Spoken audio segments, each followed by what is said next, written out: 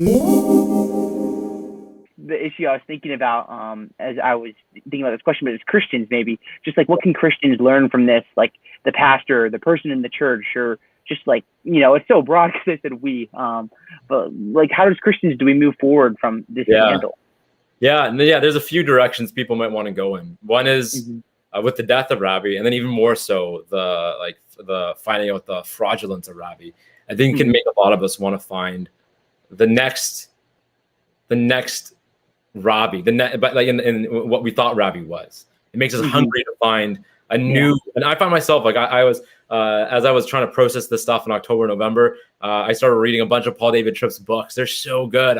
He has a book, Dangerous Calling and Lead, and a bunch of other Suffering, and just these wonderful books, Sex and Money. And I just like, and he's addressing so much of the reality of the stuff that Ravi did, and then ways that any of us can be like that, even if in a more limited capacity, and then how we can do things differently. And I was just like I felt like I was so safe in his books, and like they were so helpful, and I just started hyping him up so hard to my wife Alexandra, and she's just like, Daniel, you said that like the putting Ravi on a pedestal is a huge problem, and you're just doing it again.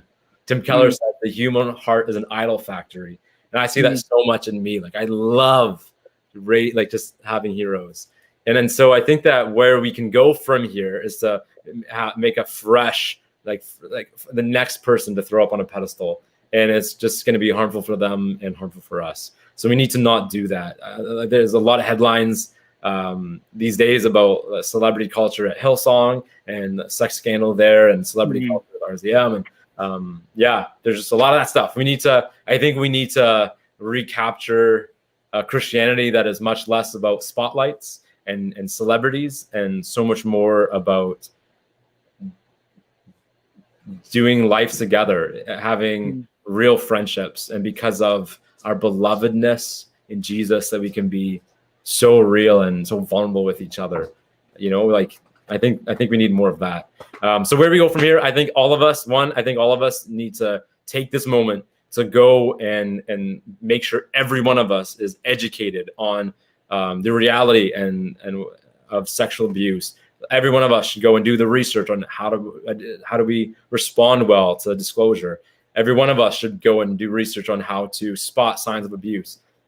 And the many of us who are survivors of sexual abuse, I hope will hear in all of this that they are not alone, and that there's so many others within the church and in the world who have experienced similar things, and take comfort in seeing the way that someone like Lorianne Thompson has managed to find so much healing and freedom, and therefore follow that same path to reach out for help.